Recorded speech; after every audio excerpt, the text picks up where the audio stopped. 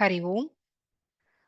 वक्रतुण्ड महाकाय सूर्यकोटि समप्रभा निर्विघ्नं कुरु मे देवा सर्वकार्येषु सर्वदा।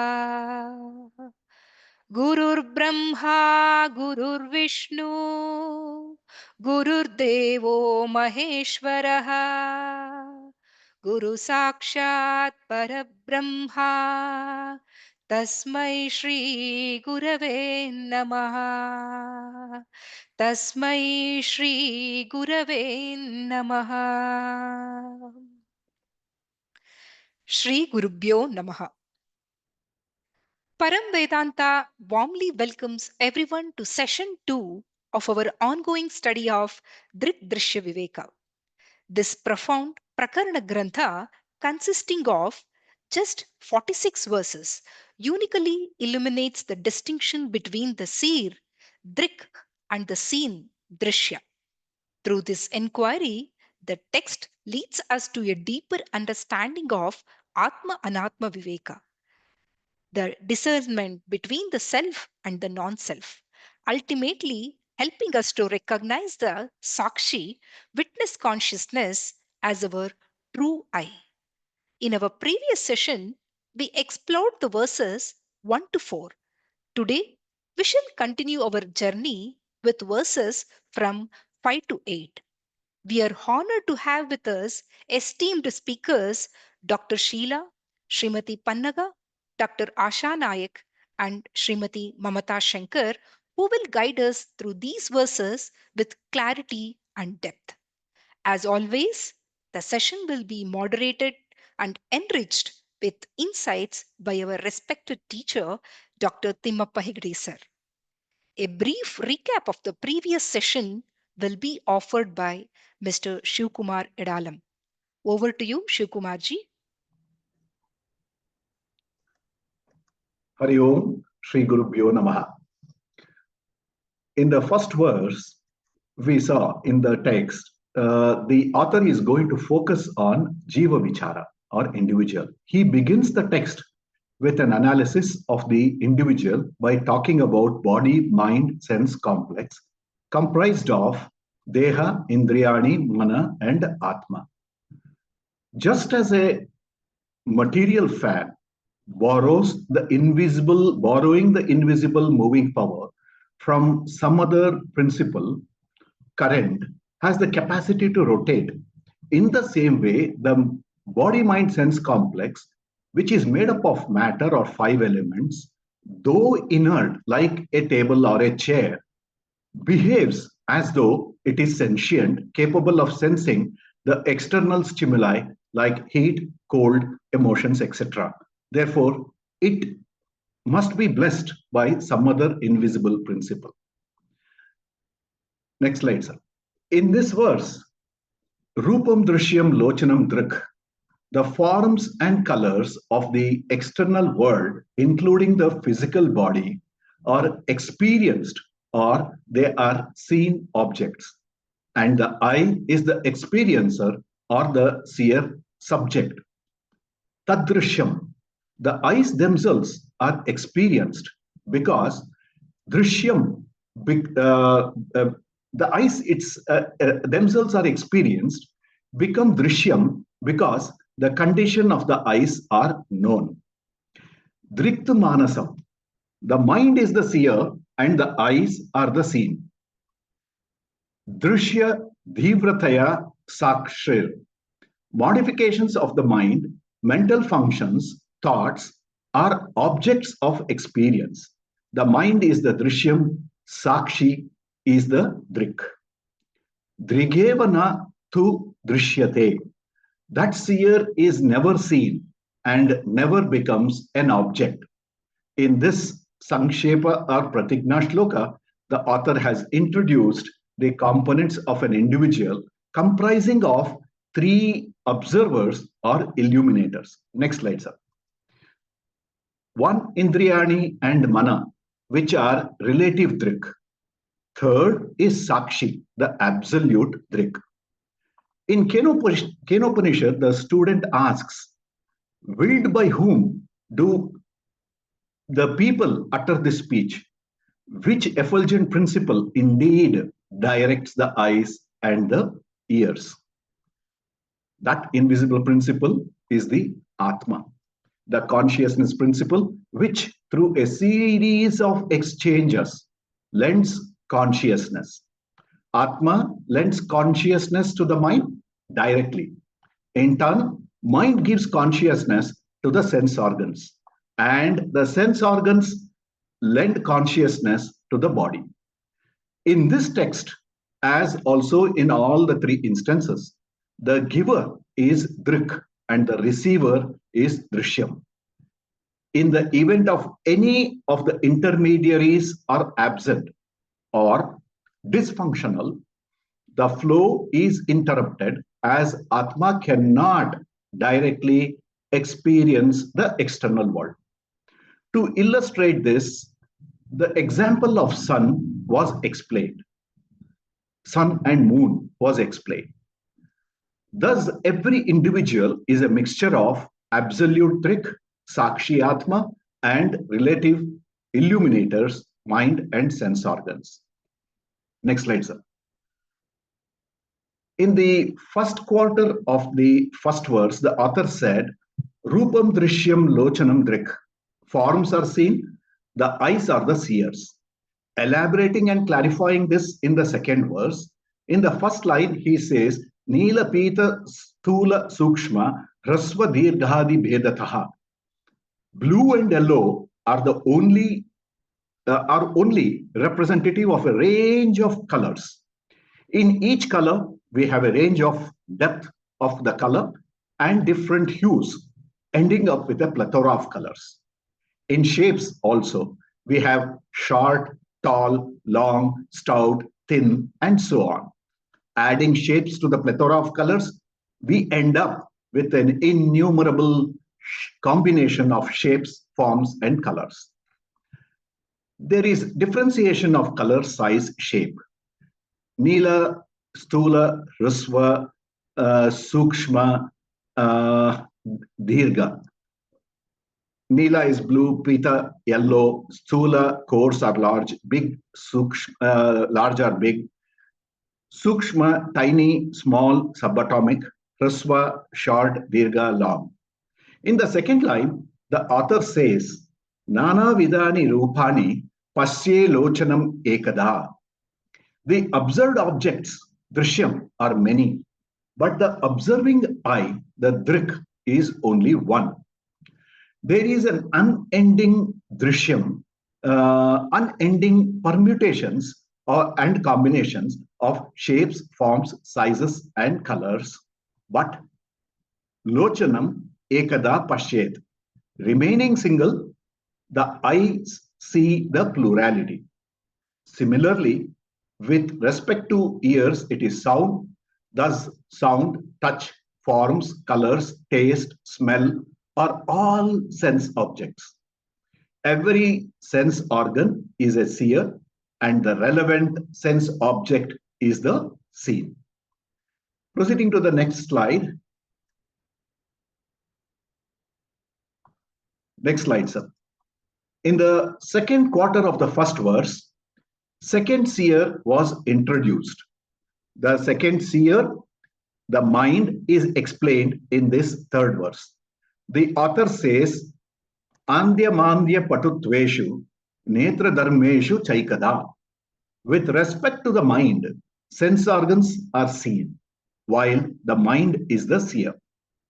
Mind sees the sense organs by virtue of their perceptual power at three different levels, namely Patutveshu, second Andyam, third Mandyam. The author says that the above three conditions pertaining to the eyes are experienced by me, experienced by the mind, seer number 2, which illumines these three conditions, and irrespective of the variation in perceptual ability of the sense organs, the mind does not undergo any change. The same mind, unaffected by the pluralities, perceives all the conditions of sense organs. Shrotra Shrotra Tvagado Yojyatam Idam. Shrotra means ears, Tvag is skin, Adho means etc. Etc. refers to the other two sense organs, namely nose and the tongue. Idam Yojyatam. May you extend the same law that the mind is the seer and all the sense organs are seen. Sense organs are relative seers and the mind is the seer number 2.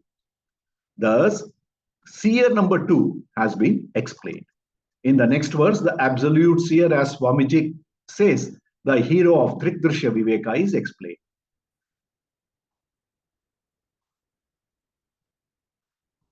In this verse, the author says that the consciousness illumines emotional or mental conditions such as desire, willingness, belief, disbelief, or fortitude and fear, happiness, sorrow, compassion, faith in God, faith in Guru and the scriptures, or lack of faith, etc.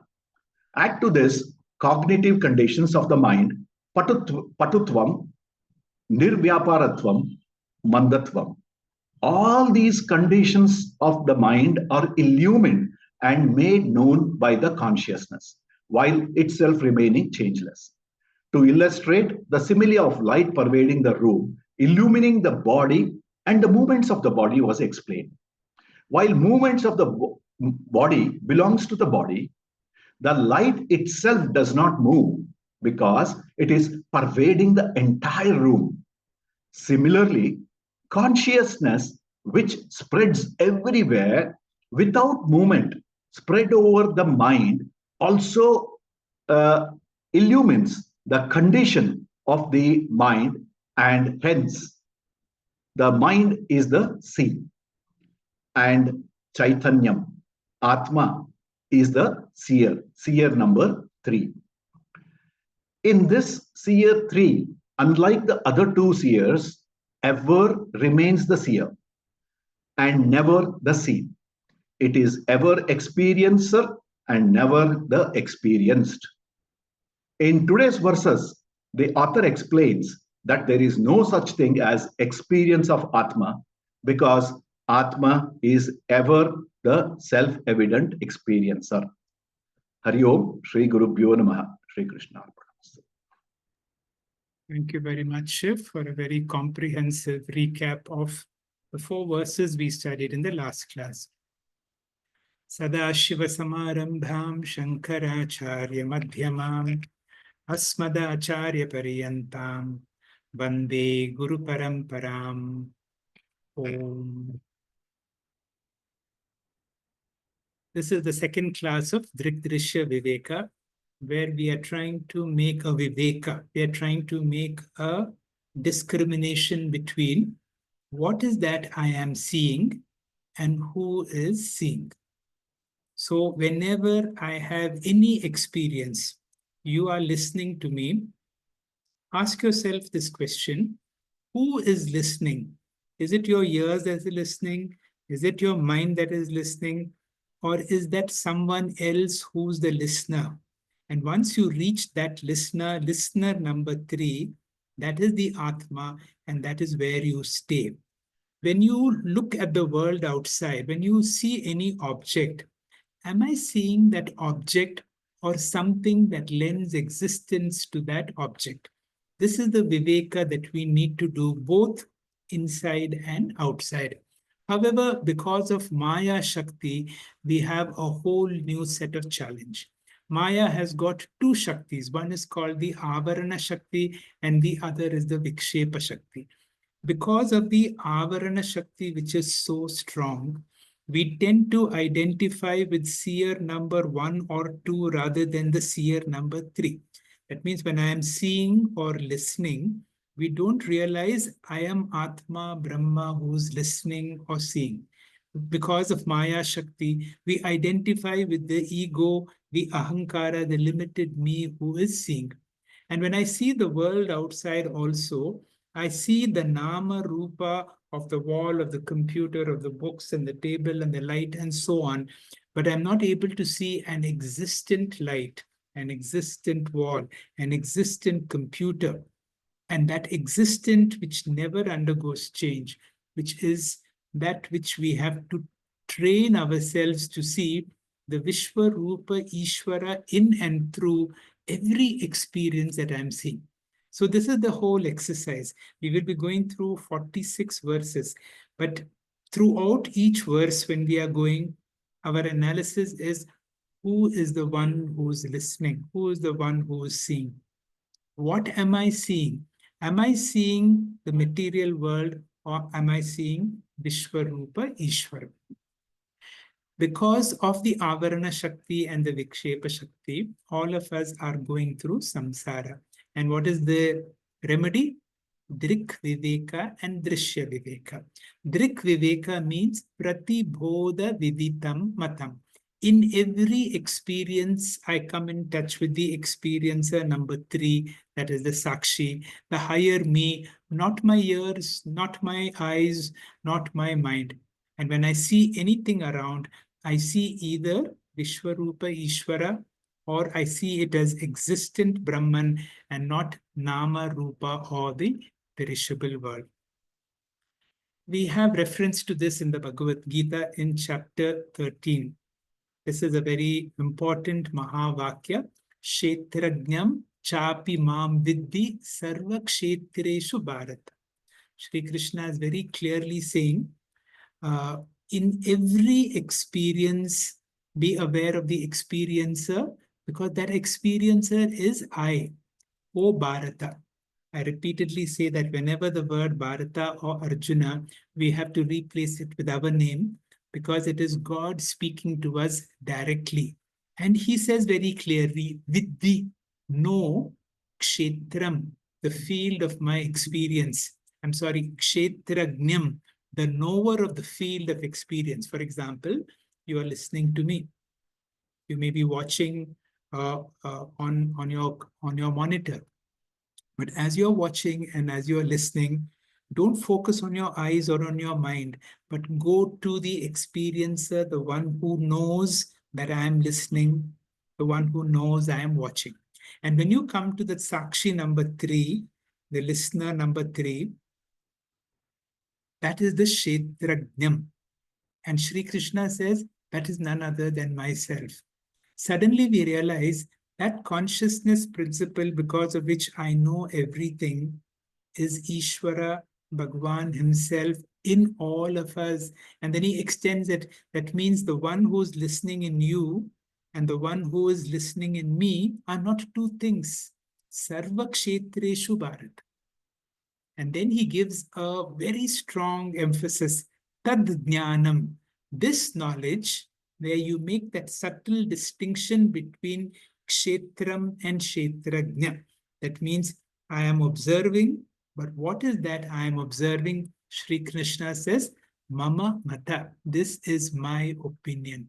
What is my opinion? That this knowledge is the knowledge.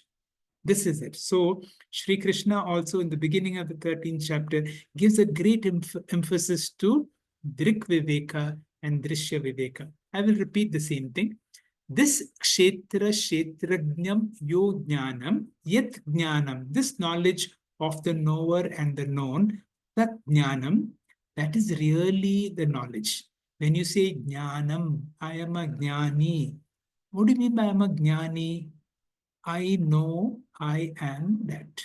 I know I am not this limited doctor who's been born on a particular day, who's getting old and who may not be there after some time. But I am that consciousness which has been there from the very beginning and will be there till the very end. Matam Mama. This is my opinion, says Sri Krishna. Bhagavan Ramana has a method of teaching all these things very directly. And this is a verse worth keeping in our mind. Drishya varitam chittam chittamatmanata Chitva darshan, drishya varitam chittam, chitva darshanam, tattva darshanam. Drishya varitam chittam, chitva darshanam, tattva darshanam. So what are we supposed to do? Now, whenever I see any object, don't see them as a limited thing. Try to negate the nama rupa and try to see something beyond nama rupa. That means from the object, this is what he's saying, prati bodha viditam matam. In every object, it is said Drik Drishya Viveka was his most favorite, Bhagwan Ramana's most favorite scriptural text. So Drishya Varitam, that means from the object that I see, move to the subject. And then you will come across Chitva Darshanam. You come across not the mind, but the consciousness. And Bhagavan says, Tattva Darshanam. That is Sri Bhagavan himself. And that is also the knowledge of reality. With this background, we will study 4 more classes, 4 more verses in today's class. The opening verse will be explained to us by Dr. Sheila. Dr. Sheila, please. Hari Om, Shri Gurubhyo Namaha. In the first 5 verses, the author talks about the individual who consists of 3 factors in the form of 3 seers or drashtas. Each seer has a corresponding seen object also. And of the 3 seers, 2 are relative seers and the 1 is the absolute seer. Thus, we have got 3 seer-seen pairs, which was explained elaborately by our sir. In the previous shloka, that is 4th shloka, it was shown that is consciousness or a sakshi is the pure independent absolute seer. It is ever the seer, never the seen. This verse, that is 5, is no deti nastam metyesha na vruddhim yati na kshayam swayam vibhatyartha jnani basa et sadhanam vina. The nature of the seer number 3, that is the absolute seer, which is our higher component, our superior nature, is talked about in this verse. Now, we'll see the explanation or the meaning of this verse in this slide. Esha. Esha means this consciousness, the seer number 3. Na udeti. It does not rise and it is not born. So it doesn't have an origination or creation. Science says that is life or consciousness originated in time. But according to Vedanta, origination of life is the origination of Chidabhasa, that is reflected consciousness. When matter forms an ideal configuration, that is reflecting medium, the reflected consciousness originates. The best example given here is when the mirror, that is the reflecting medium, is created, reflected object, you can see that is a vase here in this picture, is created. Before the creation of the mirror, that is reflecting medium, the reflected object is not there, but the original object, that is, was there.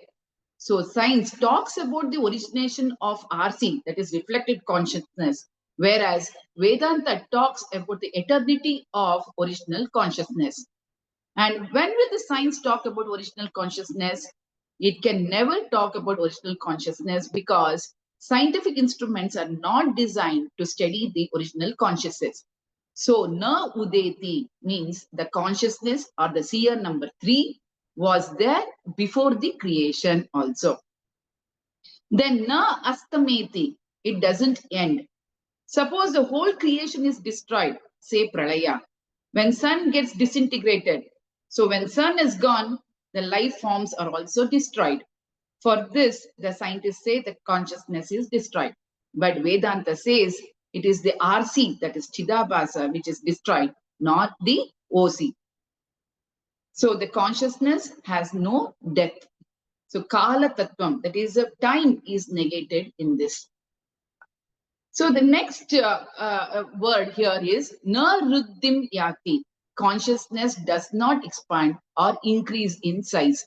Na Kshayam Yati. It doesn't contract or decrease in size. So which means It doesn't have a dimension, not like our body, which grows, shrinks, and dies. So the spatial limitation of consciousness is negated.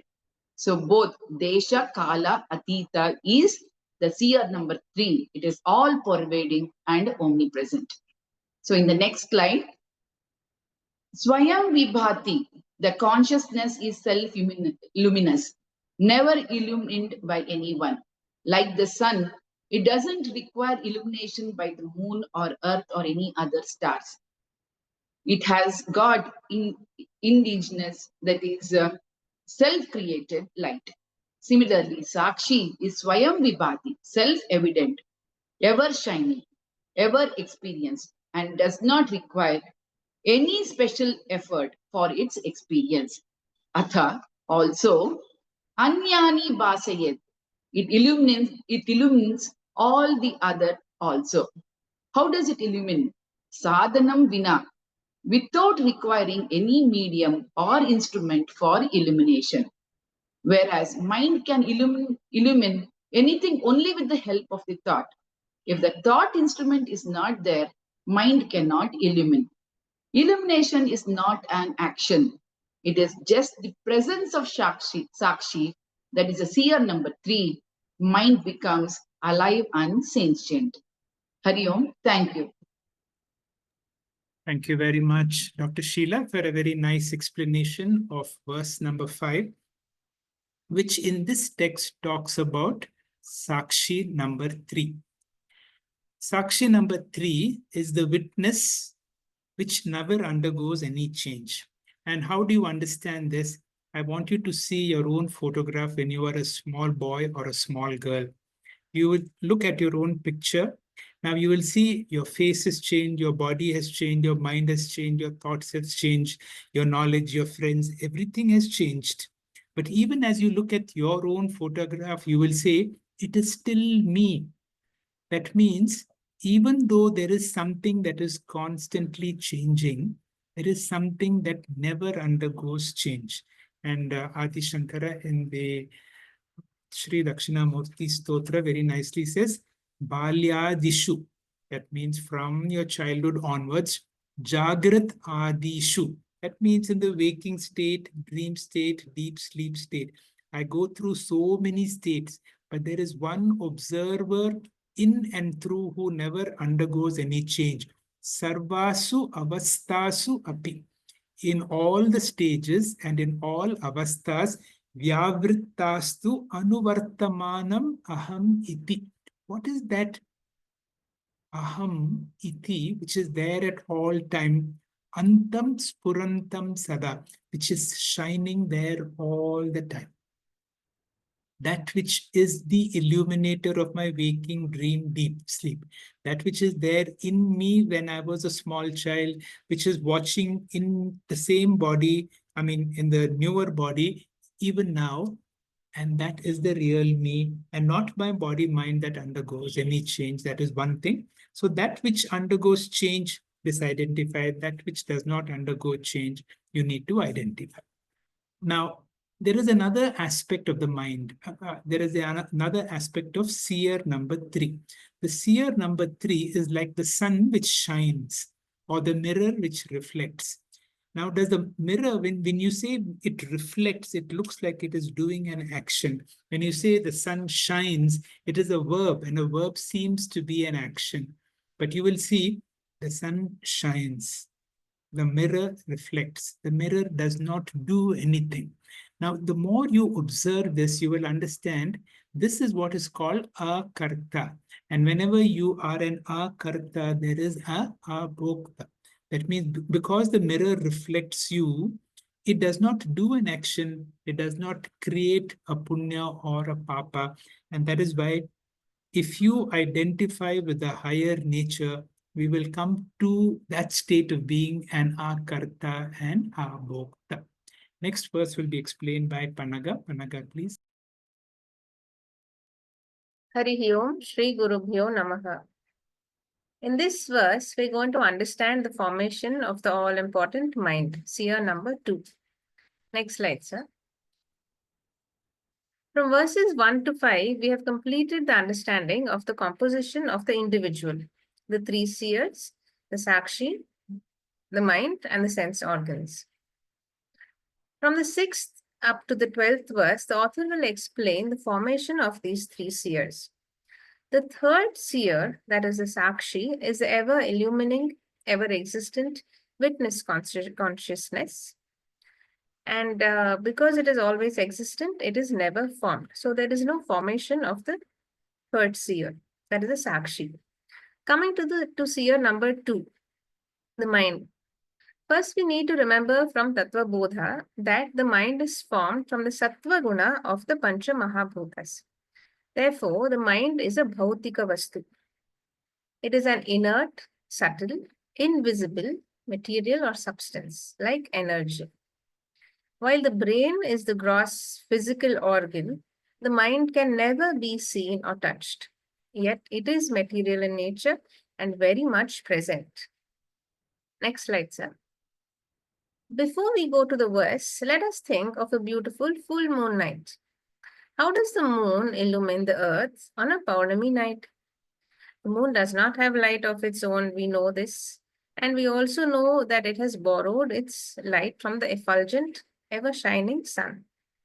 So a reflection of the sunlight is formed on the moon's surface.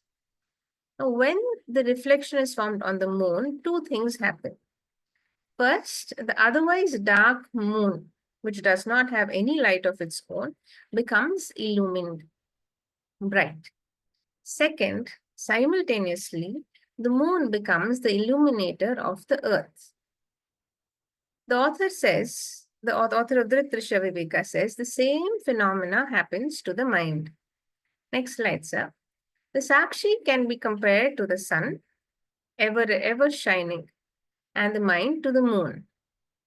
So here, the chaitanyam of the sakshi is transferred or it's formed on the mind.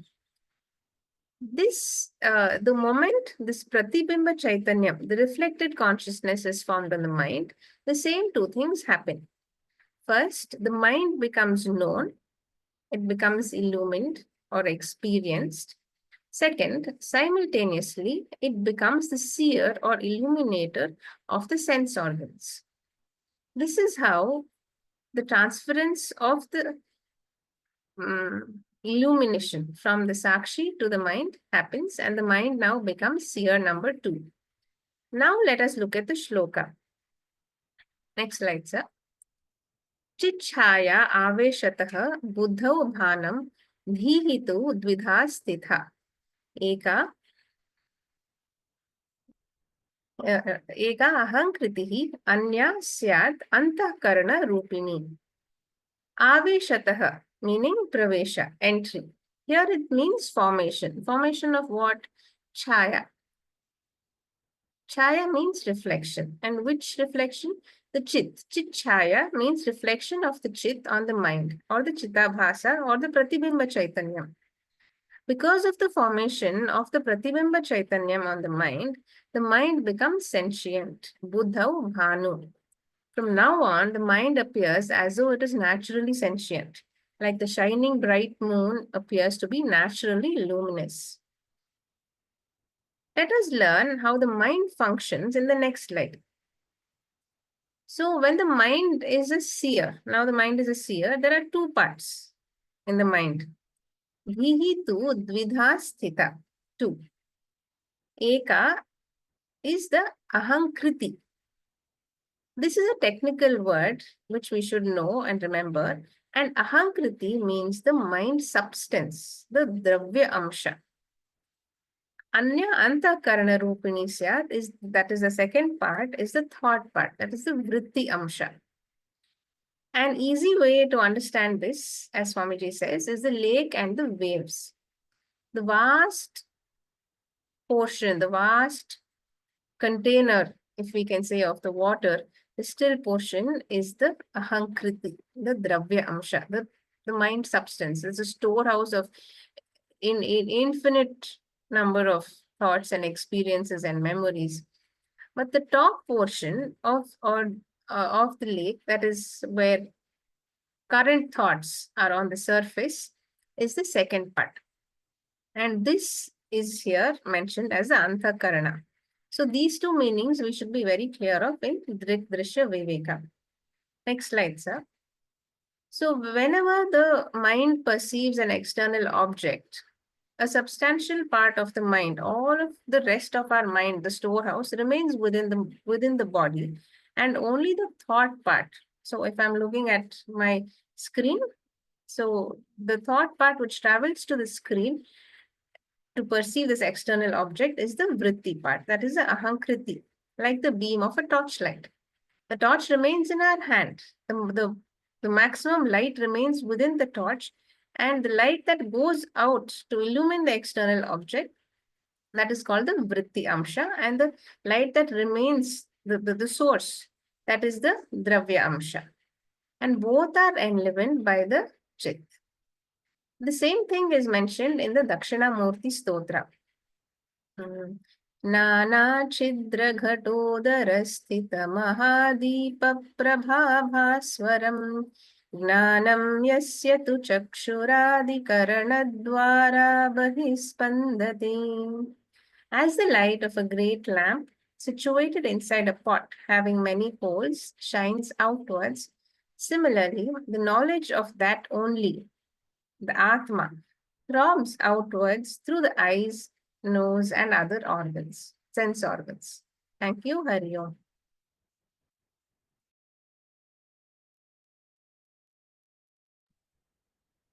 Thank you very much, Panaga. That was an excellent explanation of the allotted verse.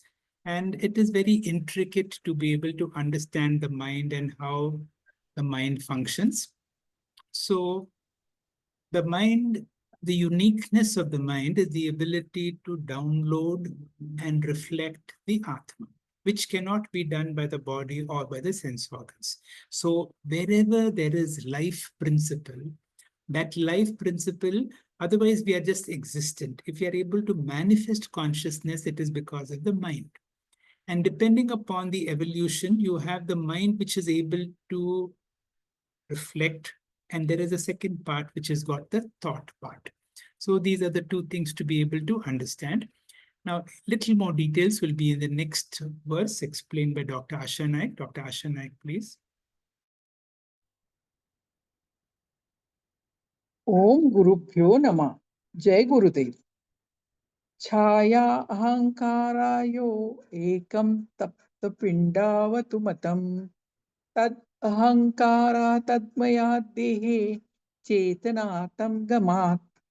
So here author is going to explain at the time of death, Atma does not quit the body because we know Atma is all pervading.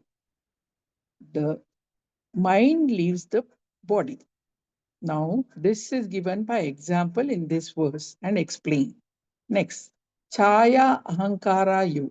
Chaya is the meaning is reflected conscious, Ansi. Ahankara means mind material or Manodravyam. The relation is so intimate and physically inseparable and strong. Mind and Chidavasa are very, very intimate. To remember that. Now, example is given for this is next. This picture tells us how inseparable they are and how confusing and very difficult to understand the seer 2, seer 3, and seer 1. Next, sir. So, example given for this shloka to understand Chidabhasa and mind, how close they are. That is Tapta Yaha Pinda. Tapta means red, Yaha Pinda means iron ball. So now imagine you kept iron ball in fire some time. The process is fire penetrates the iron ball and becomes red hot. Both the light and fire is seen and heat of the fire also is felt. Both prakasha and ushnam, light and heat penetrates into iron ball. So when you take out the iron ball, fire have mixed intimately and also is bright. Now this brightness belongs to fire and also iron ball.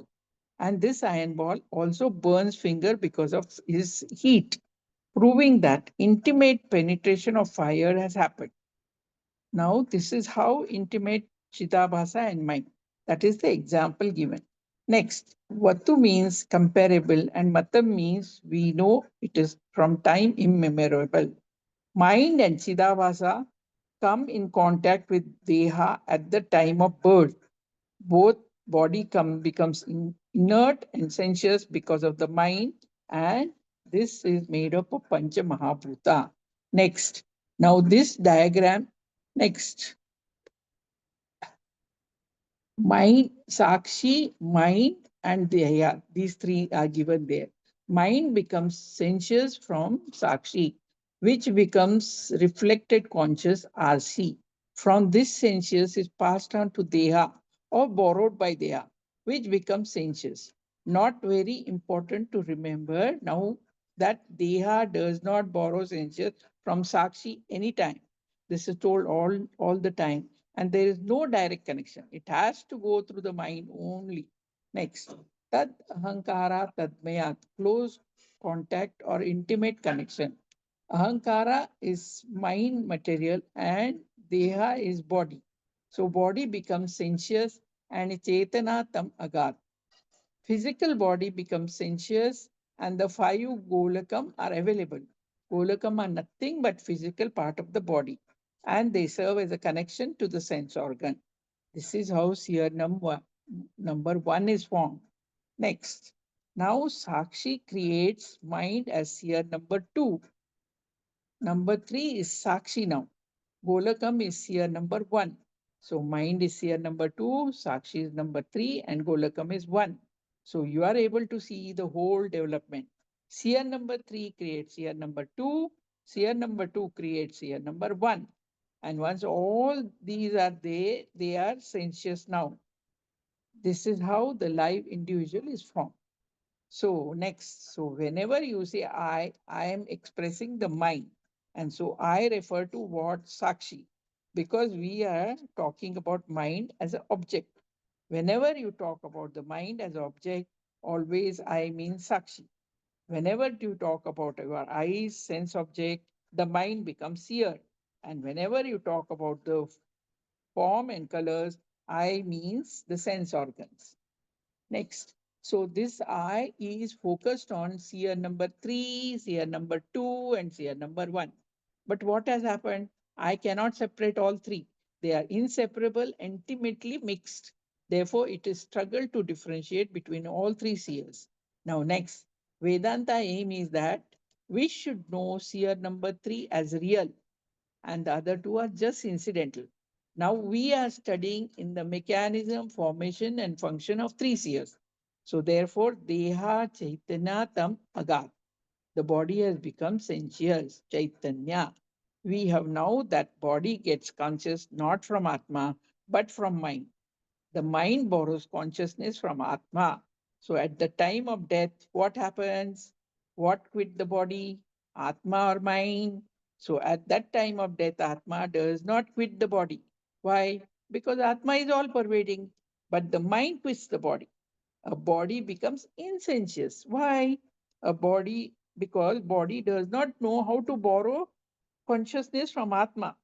Because unfortunately, body does not have direct access to Atma. It has to go through mind only, and mind has left the body already.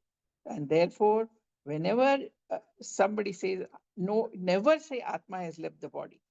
Whenever somebody leaves the body, the seer three is Atma is not there. Seer two only is left the body, and seer one becomes non-seer. Are you? Thank you, madam. Nice explanation of a very difficult verse to see how Sakshi is able to illumine, and this very nice combination of the reflected consciousness and the mind, as you said, which cannot be separated. And whenever we see, are we seeing from seer 1, seer 2, seer 3, which will be explained again by Mamta. Mamta, please. Sri Gurubhyo Namaha. Chanting the verse 8. Ahankarasya tadatmyam chichaya deha sakshibhihi sahajam karmajam bhranti Janyam cha trividam kramat. The next slide. Every individual is a mixture of three seers, which the details of which we just saw from earlier speakers and so. Absolute seer is the original consciousness or Sakshi or Atma. Mind and the sense organs are the relative seers. In the next slide, verse 8 elaborates on the relationship of mind with physical body, RC, the reflected consciousness, and the Sakshi, the original consciousness. Let us see for the analysis purpose how the mind is categorized, which has been dealt in detail by earlier speakers, and what is closely associated to the mind.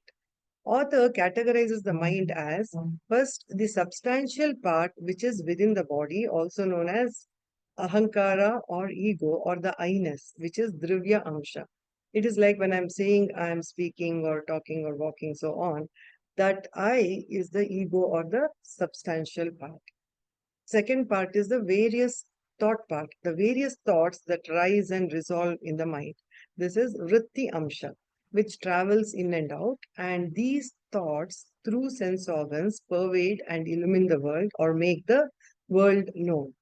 Substantial mind or the ego or ahankara is associated with physical body, the original consciousness, and the reflected consciousness. That is, the inert mind is sentient with borrowed consciousness from the sakshi or the original consciousness. This borrowed consciousness is RC, that is reflected consciousness or chidabhasa.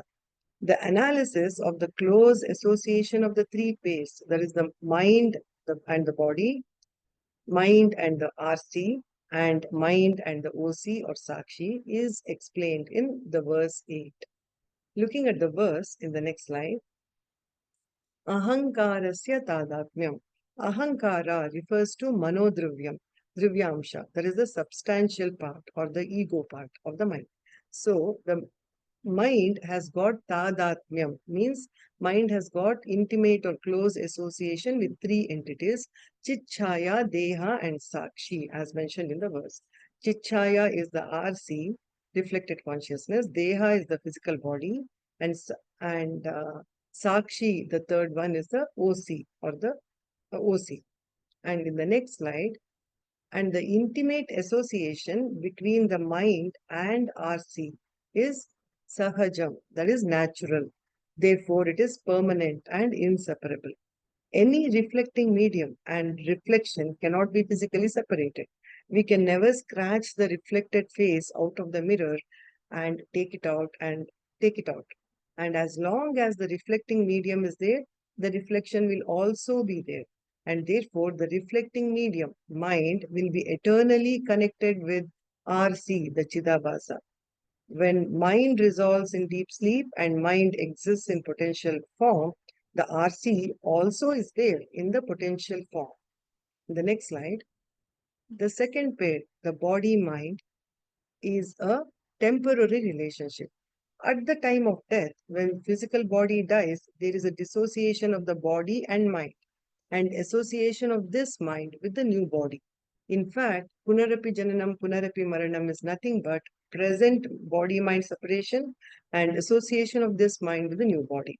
That is why Krishna has said in the Gita, Vasamsi jirnani yatha vihaya navani dhrinnati naroparani. Mind drops one body and takes another body and lives for some time there, and then drops that also and takes another body. Therefore, mind-body relationship is temporary. Then a question could arise in us. What causes the temporary relationship between body and mind? The author in the shloka says, Karmaja tadatmyam. The bonding is caused by prarabdha karma. Prarabdha karma is the glue which will keep the body and the mind together. And until the last prarabdha karma is exhausted, body will not get killed or body will not die. Now, what does the author say in regards to the relationship with the third pair, the ahankara or substantial mind and sakshi or OC? There is no relationship between the mind and the sakshi. One of the reasons is sakshi is like space. Just like space pervades everything but is never connected to anything, sakshi is also all pervading but not associated with anything. And the second reason is Sakshi belongs to a higher order of reality, which is Paramarthika Satyam, and mind, which is matter, belongs to the lower order of reality, the Vyavaharika Satyam, and there cannot be any connection between higher and lower order of reality. Just like food in the dream world cannot satisfy the hunger of a person in the waking world, where dream and waking world are two different order of realities. In the last slide, though no relationship is possible between Sakshi and mind, we, as in I, the Sakshi or Atma, identify with our mind due to Phranti Janyam, that is, which is born of due to ignorance. And all the time we are worried about our mind and its conditions, and we say, I am disturbed, I am happy, I am sad, so on. So, due to delusion, we do not look at the mind objectively and thereby remain unaffected. We get involved in the mind, and the condition of the mind becomes our conditions, and we make our life miserable. Therefore, in the verse Trividam, the threefold connections, Kramat, respectively, are mind and RC is Sahajam, mind and body is Karmajam, and mind and Sakshi is Bhranti Janyam. Thank you, sir. Hari Om. Thank you, Mamta. Very nice explanation of another important verse. Important because no other teacher other than Vidyaranya has brought this very wonderful connection.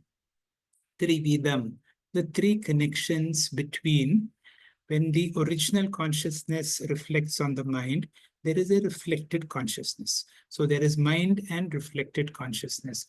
Now, what is the connection between the mind body and the mind original consciousness?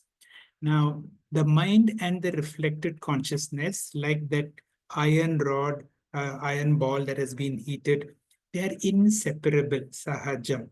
Mamta spoke about the reflecting media and the reflection. You cannot scratch it out.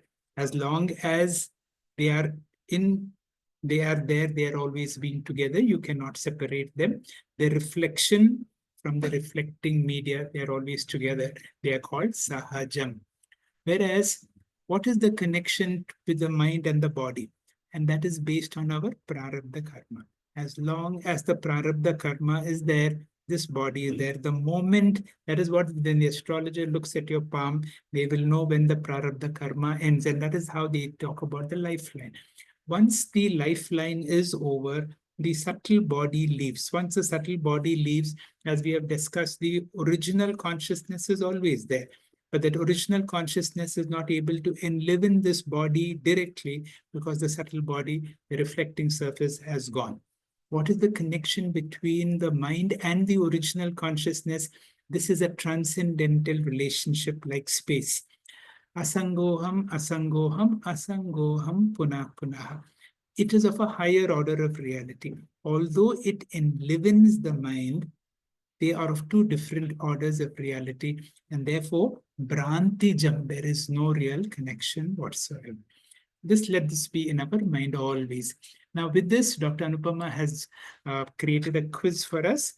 I am the person who has to answer. Dr. Anupama, please. Om Shri Guru Bhyo Namaha. Based on the verses we just discussed, please try to answer these questions. The sequence of transference of sentiency is from body, sense, organs, mind, Atma, sense organs, body, mind, Atma, Atma, body, sense organs, and mind, Atma, mind, sense organs, body, or all of the above. The answer should be D, because the sentiency, the enlivening principle is from the Atma. The Atma can enliven only the mind. The mind only can enliven the sense organs and the body. So the answer should be D. Yes, sir. Do you want to say something about this? Nothing. It has been very well explained by Madam Asha. Okay, true or false? Atma cannot directly experience or illuminate the world. True. We are a mixture of absolute and relative Drik. True, because we are a combination of relative seer and absolute seers. True. Drik, the observer, are many, but Drishyam is one. Just the reverse, so it is false. So the observer is one, the observed are many. That's right. Aviveka of Drik and Drishya is the cause of samsara. True. That is why our whole study is Viveka. Drik, Drishya, Viveka. Viveka about who's seeing and what am I seeing. That's right. Proceed. Yes, sir. Okay, so from today's class, we have known that seer 1 is the sense organs, seer 2 is the mind, and seer 3 is Sakshi, the original consciousness. Select the correct answer. From the verses we've just listened to, Andhya, Mandhya, Patutveshu, Netra Dhameshu, etc., are conditions of seer 1, 2, or 3. We are talking about the sense organ, so it must be seer 1. That's right. Na udeti, na astam, eti, na kshayam, na vriddham are features of seer 1, 2, or 3. The final seer, the ultimate seer, seer number 3. Okay. Kamaha, sankalpa, sandeha, shraddha, dhriti, bhi, etc. are features of seer 1, 2, or 3. Features of seer number 2. That's right. Shall we proceed? Yes, please. So in verse 6, we learned that chit chaya praveshattah buddhau bhanam. The RC enters the mind and makes it sentient. This means that Sakshi, or original consciousness, is the primary illuminator of everything. But if nothing exists, as in Shushupti, what will the Sakshi illumine? It illumines nothingness.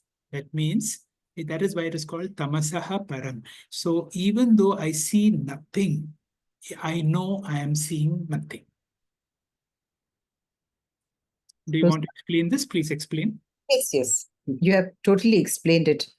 Sakshi illumines nothingness, and this is called the experience of bhava. Vritti, bhava, abhava sakshi is consciousness. So this is also called avidya vritti or karana sharira or nidra vritti. Awareness. This is that Rahu grasta divakara indu sadrisha. Maya. This is called sanmatra, pure awareness of existence. Okay. So choose the correct answer. The mind is chetana or achetana? By itself, it is achetana. The mind is born out of which guna of Maya, sattva, rajas, or tamas? The mind is born of sattva guna. Okay. When the RC, the Chidhabhasa, enters the mind, it illumines, means the mind illumines which seer, 1, 2, or 3? The mind illumines the one it sees, that is the seer number 1. Yes, the sense organs. The mind lends sentiency. So, sorry, we have to go back to that. When the reflected consciousness or Chidhabhasa enters the mind, it, meaning the Chidhabhasa, illumines which of the 3 seers? Did we say 2? When the, repeat please. When the reflected consciousness enters the mind, when the reflected consciousness enters the mind, it will illumine the mind, which is 2. That's right. Which in turn illumines the seer number 1. So the mind then lends sentiency to which seer? Seer number 1. That's right. With all seers activated, the person is in Jagrat, Swapna, or Shushupti Avastha. Jagrat Avastha. Okay, which seer is absent in Swapna? In Swapna, which seer is active? It is seer number absent. Seer number 1. Seer number 1 is not there, no sense organs, but the mind is in subdued. Aviveka of the 3 seers is the cause of moksha, samsara, or confusion. Is the cause of samsara. Proceed. Yes. Dihitu dvida stitaha. The mind has 2 aspects. What are they? The substantial portion of the mind which never moves, and the thought portion, like the waves of a a lake which is on the surface. So there are vritti amsha and the dravya amsha. Dravya Amsha, that's right. So the Dravya Amsha is compared to the riverbed and the Vritti Amsha is compared to the waves. We must remember both are inert, but it's only the Chidabhasa that makes both of them sentient. Okay. So what is the function of the Dravya and the Vritti Amsha? The Dravya Amsha, the real mind, is the one which has the ability to reflect the original consciousness and therefore makes the mind sentient and activates the sense organs and the body. That is the function of the Dravya Amsha. The Vritti Amsha has the ability to travel out from the various sense organs and illumine the world around. And because of the Vritti Amsha, I know I am seeing so many things. That's right. Do you want to explain this, please? You have absolutely. See, the original consciousness, if we compare to a torch and shine it on a mirror, the surface of the mirror is the Dravya Amsha of the mind. The reflection that comes out of the mind is the reflected consciousness. The Dravya Amsha of the mind acts like a mirror and therefore becomes the source of the beam of light. And then we have seen from that Nana Chitra Gathodara that has been explained how the various beams of light move out through our sense organs. Proceed. Yes, please. So, how do we perceive objects? When we see an object, the Dravya Amsha stays within the mind, but it is the Vritti Amsha that travels out and envelops or pervades this object, and this is what we had called Vritti Vyapti. And this is how we get to know the object. No question here, no? No. Which seer quits the body at the time of death? Seer number 2, prana or the mind, subtle body. That's right. You want to explain? No, it's been explained. Now, I need to just correct this. After listening to Mamta, I realized there's an error in this question. It should be the relationship between the mind and the body, mind and reflected consciousness, mind and OC. So, with that correction, I will ask you this question. What is the relationship between the mind and the body? Please select the mind and the body are together as long as prarabdha karma is there. So the answer should be karmajam. Okay. What is the relationship between the mind and the reflected consciousness? Mind and asahajam, they're always together. Yes. The mind and the original consciousness? There is no relationship. So if you think there is a relationship, it's Bhranti jam. Absolutely right. Yeah. You want to explain? No. That's all. Thank you, Dr. Anupama. That was a short-term, very quickly prepared questions which enrich this session. Shri Gurubhyo Namaha.